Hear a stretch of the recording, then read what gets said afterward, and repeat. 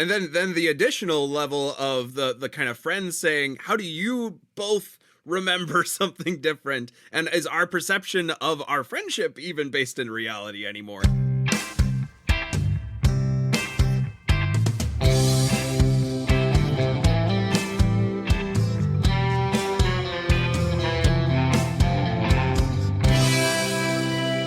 Hello. Welcome, everybody, to No Script, an unscripted conversation about theater's best scripts. I'm Jacob Mann Christensen.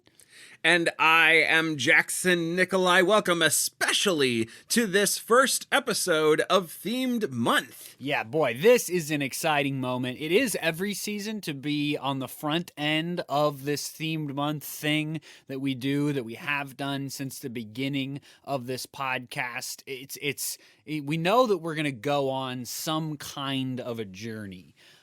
For longtime listeners, this is, or I guess this is really for new listeners. Longtime listeners know, I guess. But once a season, we spend a month of episodes, 4 episodes, talking about plays which have something to do with each other. You know, our sort of regular mission is to talk about a huge variety of scripts, often that have almost nothing in common one week to the next. Different periods that they came out of, playwrights with very different voices, plays about very different content from very different situations. That's sort of the goal of what we try to do on a week-to-week basis. But when we hit Themed Month, we say we want to have 4 conversations that are some sort of a package together, because the plays that we're talking about are some sort of a group. They have some, even very tenuous, strands of connection.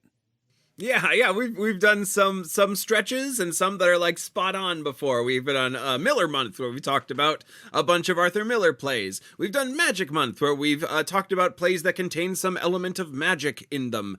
And this time around, we are excited. I feel like every time I move to this phase, I'm paging back in my notes to remember what we've called this month. What have we called this Themed Month? This is the worst name thus far, by no stretch of the imagination. This month is called New Chats, Old Scripts. New Chats, Old Scripts. Yes, so this month we are going back to some of the plays from previous seasons that have a little bit of a new perspective in them. And how we're kind of determining that perspective, we got a number of different lenses through which we're going to be kind of having the new chat. We have a couple of really fun ones lined up, and the kind of perspective is either new scenes that have been published from the play. The kind of exciting thing this themed month is we're bringing on our special guest episode into the themed month, so kind of we'll have a fresh perspective there on a play that we've done before. Yeah, so I think we could, because we've decided not to release the titles to, if you're a patron, you know the titles, but to the general audience, except for a week at a time. But I think we could feasibly tease what is going to be the updated perspective each week. So this week, the updated perspective is that I have worked on a production of this play within the past 3 months.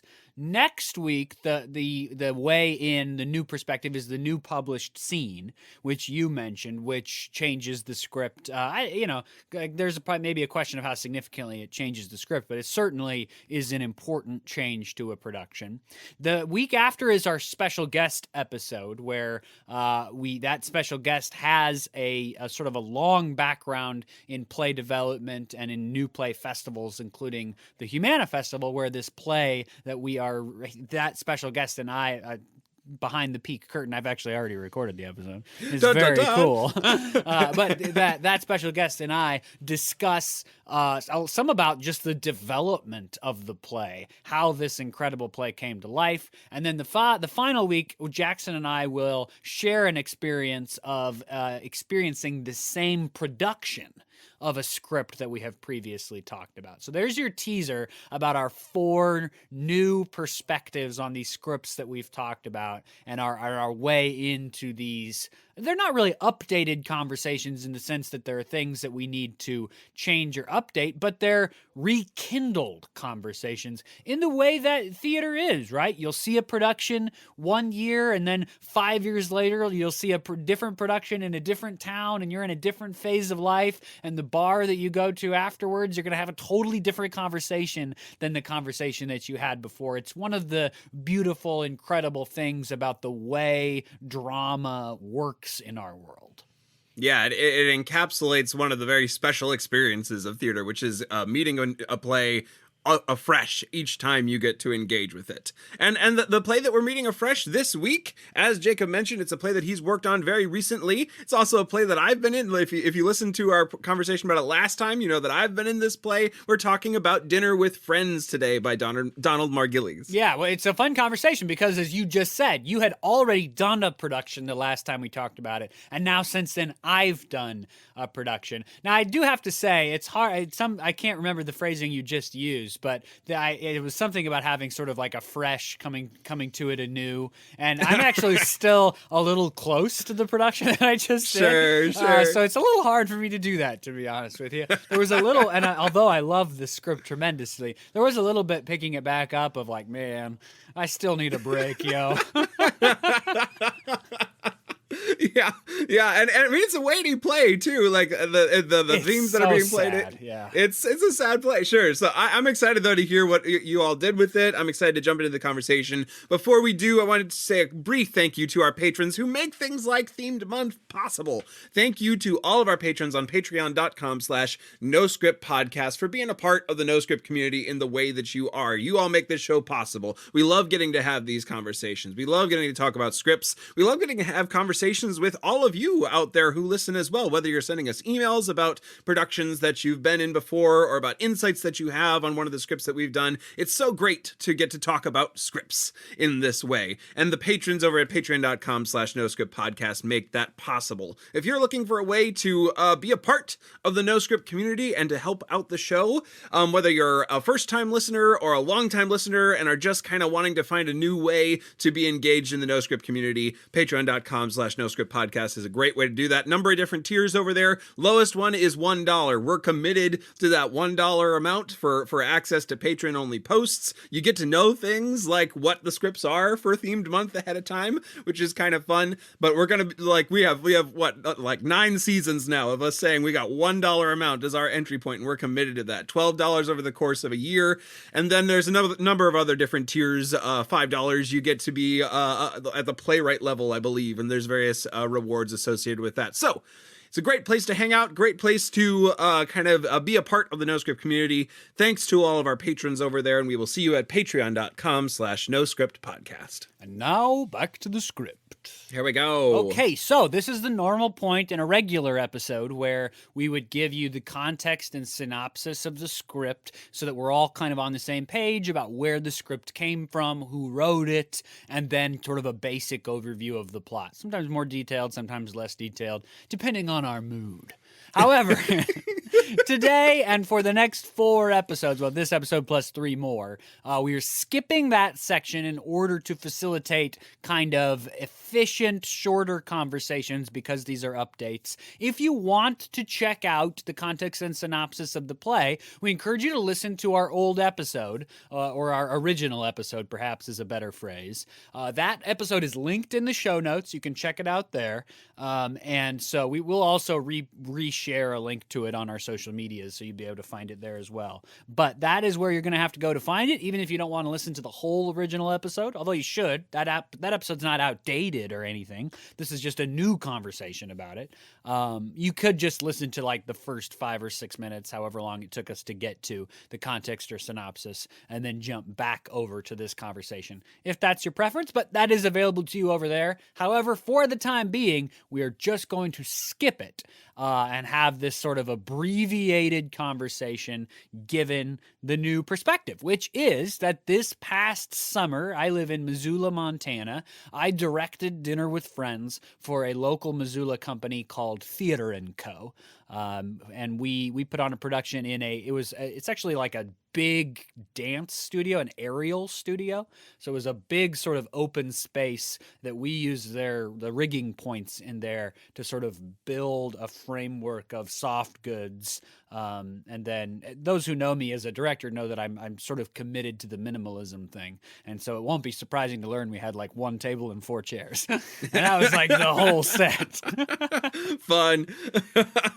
Nice. What was the ensemble work like? Because this play, I remember working on it. This play has like, it's a 4-character play. It's a 4-hander, small cast. And it's a cast that like has a lot. There's only all the characters have scenes together in the timeline of the play. There's the pairing of Beth and Tom that don't have a in the moment scene because they're they don't. They do, mind. Yeah. They have their one scene they have is their big blow up fight. Big fight, Act yeah. 1 that ends with the violence, and is kind of a tone changer. In the course of the script, I'll say that. So, in terms of the ensemble work, these characters are just so good, and I think that's what you pick up from this play.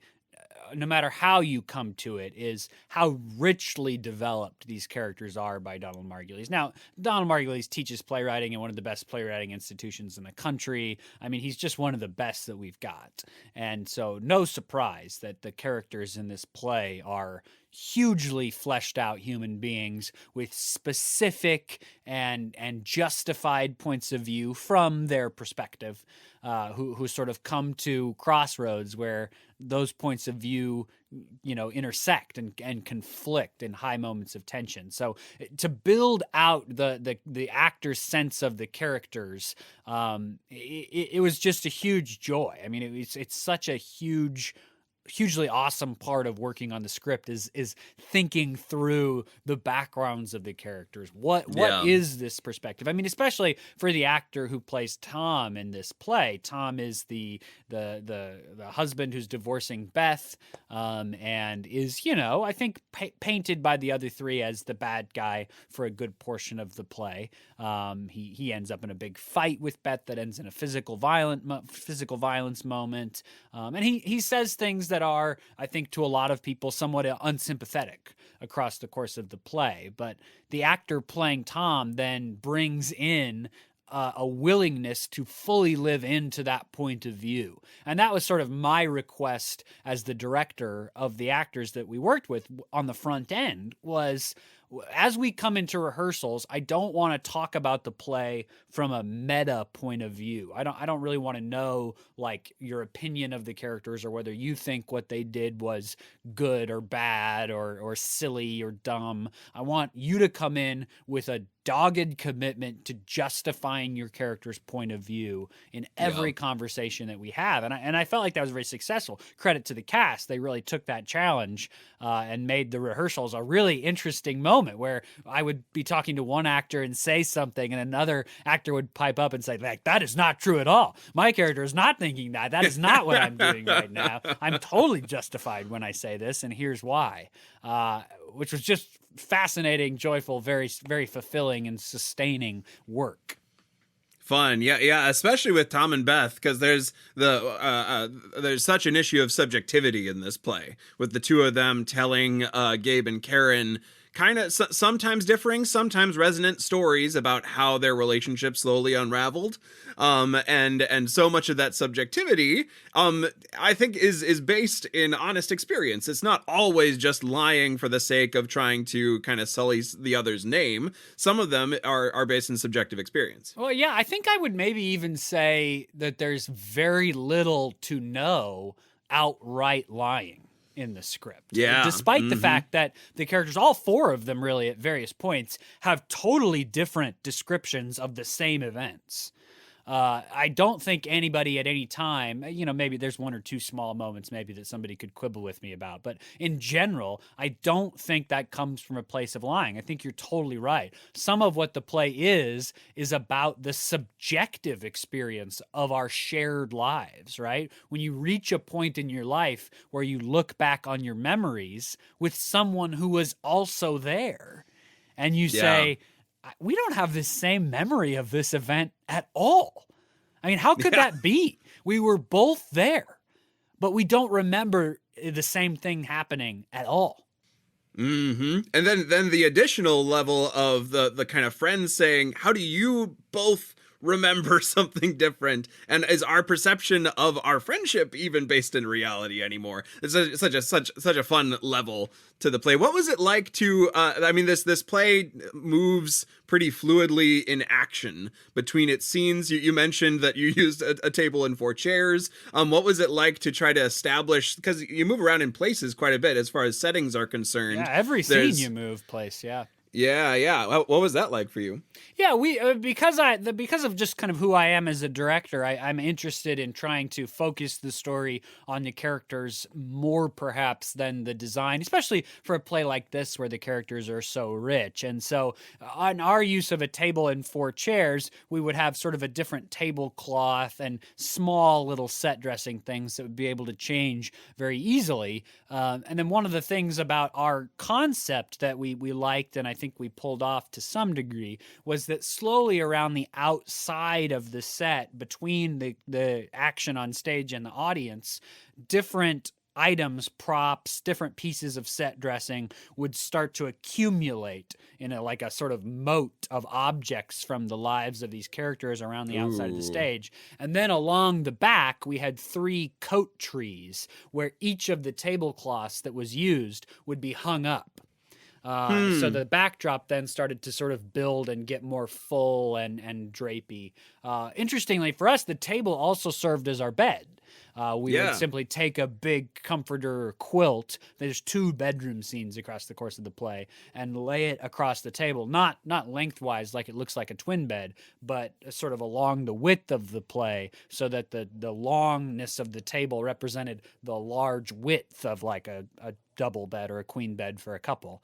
And then those sheets and comforters and pillows would also be draped up and laid around the outside of the stage. So we filled the outside of the stage with stuff, even as the picture on stage was very minimal. And there was a nice contrast there, I think. Even though there was only a few objects to represent every scene, when you started to look at the accumulation of them all together, it became it was quite a cluttered picture.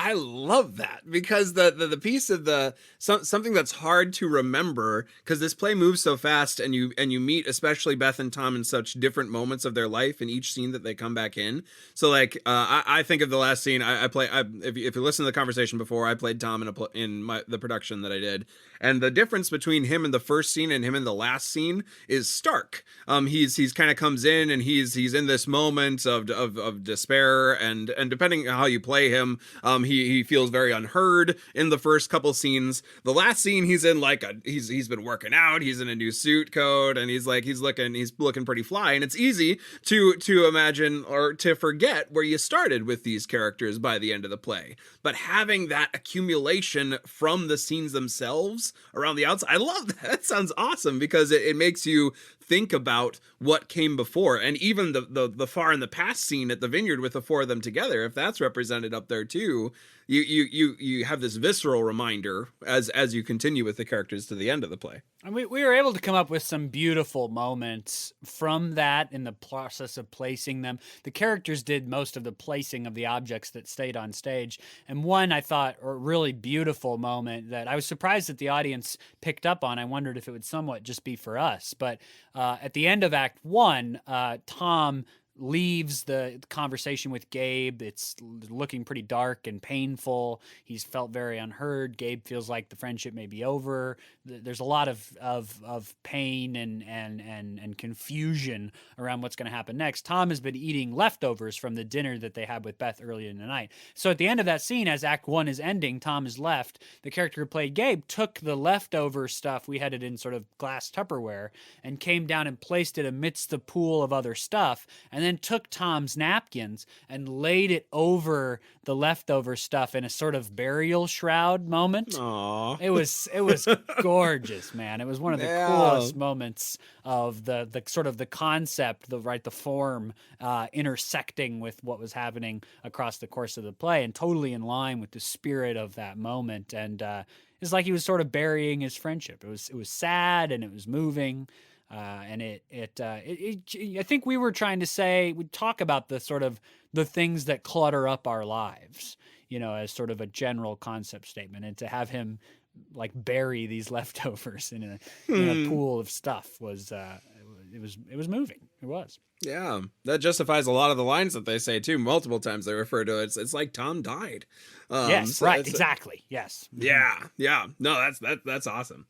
I had a question from our previous conversation. I'll kind of sum it up briefly, just so that we're kind of recalling the same moment. But we were talking about a scene in the Martha's Vineyard scene where Beth and Tom have this moment at the end of it. Yeah. Tom kind of walks up and touches her hair, and there's kind of this interaction between them that is both awkward and hints at maybe some more of their relationship that we don't get to see on stage.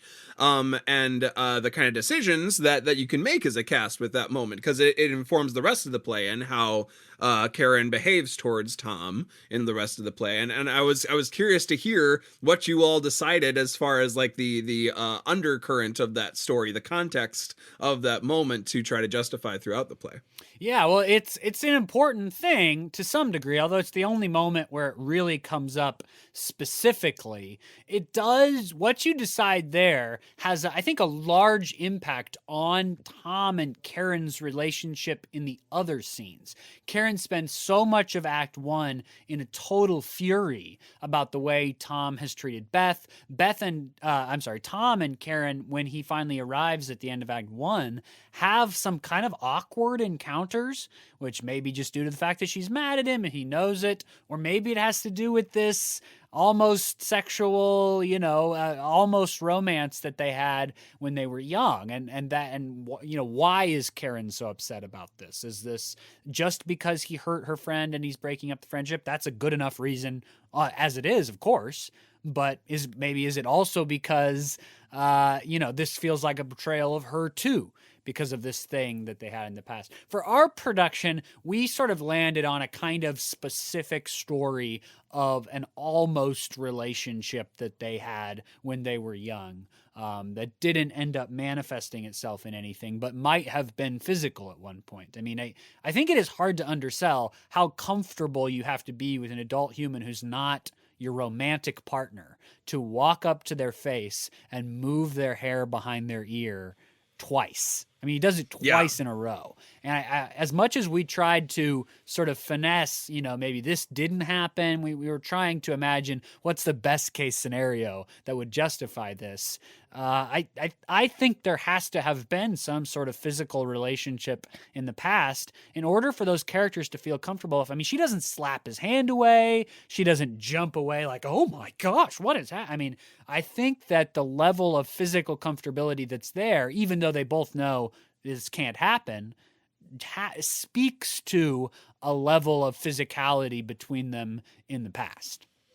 Yeah, and then those scenes, if you do lead into that, we talked about this a little bit in the last one. If you do lead into that, those scenes where she's talking about him or to him in the earlier scenes, and then her eventual decision to kind of remove him from her circle. The reason she's not at the final scene between Gabe and Tom is because Gabe says that she's really not over it yet. It definitely speaks into those moments as well. No, it absolutely does. And I will say that one of the things that surprised me the most about putting the play on its feet, and I'm interested to hear your experience too when you performed it, is I was blown away how stinking effective the last scene of the play is.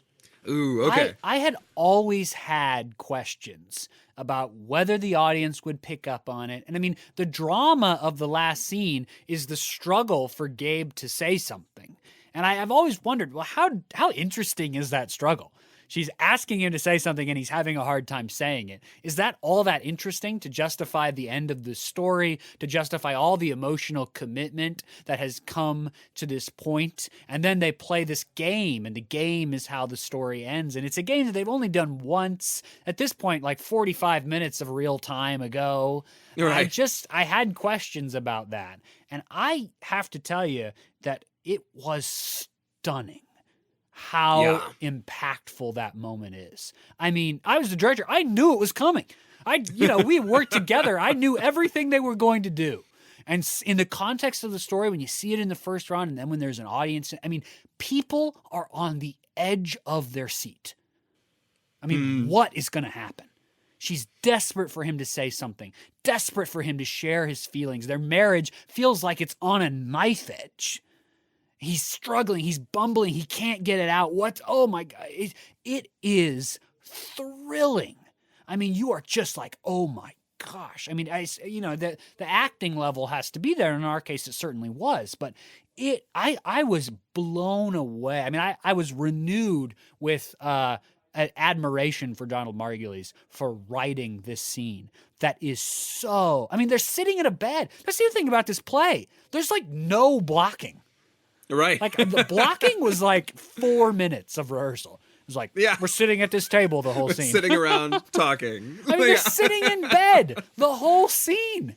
And it is among the most heart-pounding things I've ever seen on stage. Yeah, because you're set up. I mean, the play feels like a play that you're watching two couples dissolve. Yes. That's what it feels like is happening. You've just seen. I don't know that I felt this way in the Beth and Karen scene as much, and maybe it's just my own perspective as a male. But in the Gabe scene, it feels like he's unraveling. Like Tom's argument is winning. Gabe is like poorly trying to defend his position as like society needs to still function from marriages.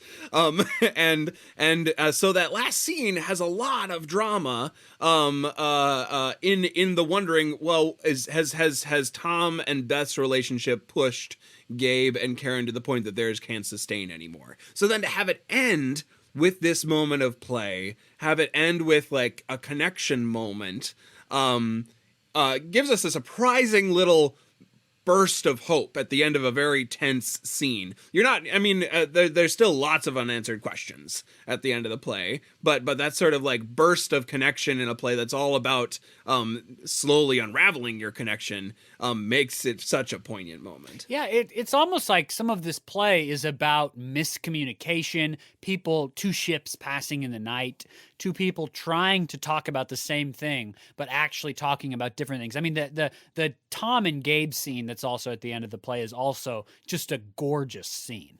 I mean, it's just stellar. And they're trying to talk about the future of their friendship, where they're at in their marriages, but they're not talking really about the same thing at all. Tom's talking about, the way he felt unheard, how great his life is being with a partner who listens, who connects with him more. And Gabe is talking about like what this means for the life they had together. I mean, it's just not the same conversation. And Gabe and Karen have that then in this final scene. They're struggling to have the same conversation.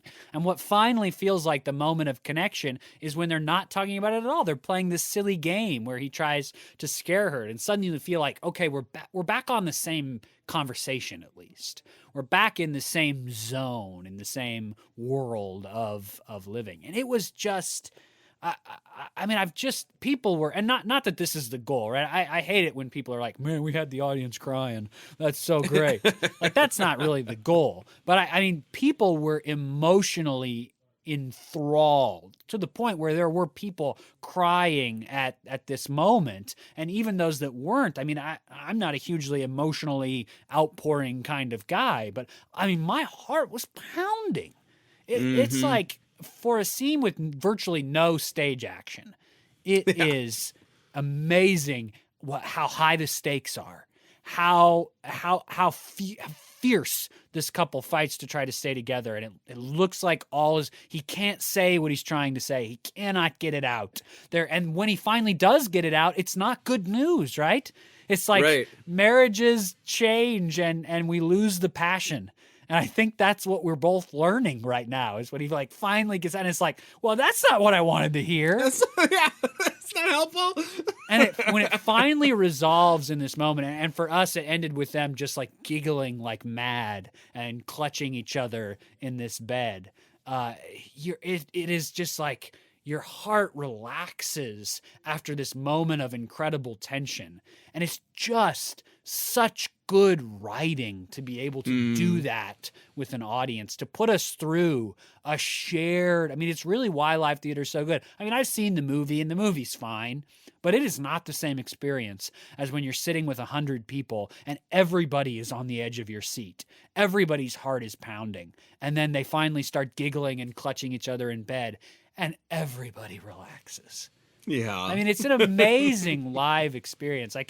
I've always liked this play, but now seeing how effective it is with an audience, I'm even more impressed, bizarrely. Yeah. It really speaks into some really, really important things. It's a nice show because it's 4 folks. It's 4 actors, yeah. And all you need, hey, I can tell you, all you need is a table and 4 chairs.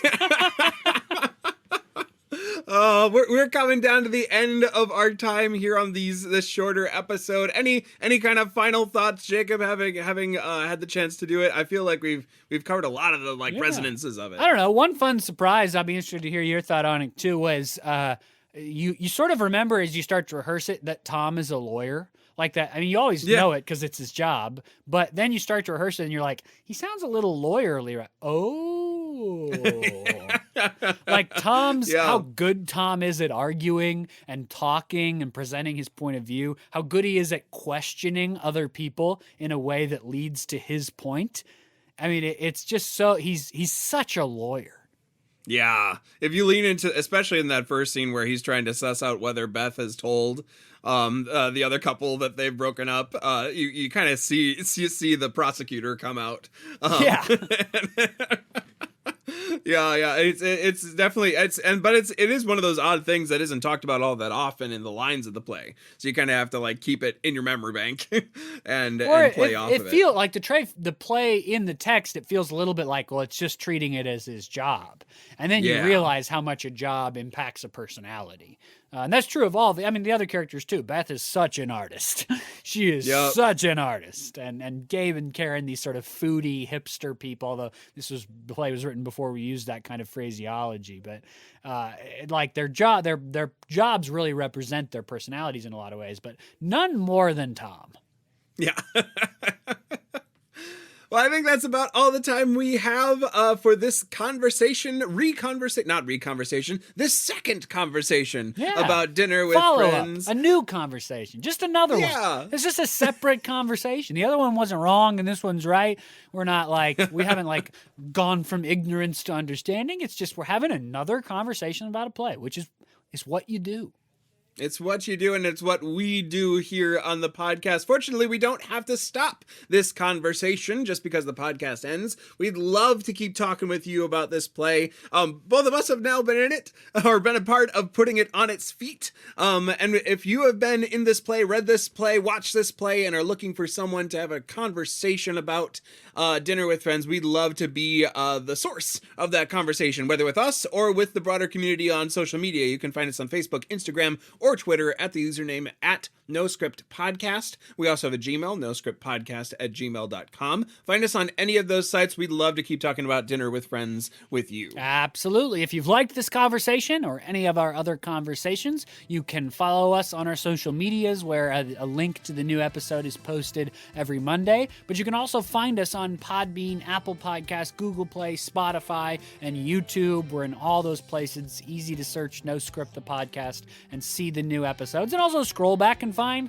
the older episodes that are follow-ups. And again, the link to the old episode of this conversation, or the original episode of this conversation, is in the show notes. If you want to check that out and see where we've differed, where our perspective has changed, or where we were very much in alignment with our feelings the last time. Yeah, or how our voices have changed in 6 seasons. I went back and listened to it again. It was oh my goodness, this was 6 seasons ago. Or maybe it's just the editing style. Regardless, if you're excited to kind of continue listening in on the conversation with Dinner with Friends, Season 3, Episode 13, link is in the show notes. Next week, we are coming back with more new context for old scripts and new chats to have. I'm excited for next week to continue our themed month, but until then, I am Jackson Nikolai. I am Jacob Mann Christensen. Thanks for joining us for No Script the Podcast.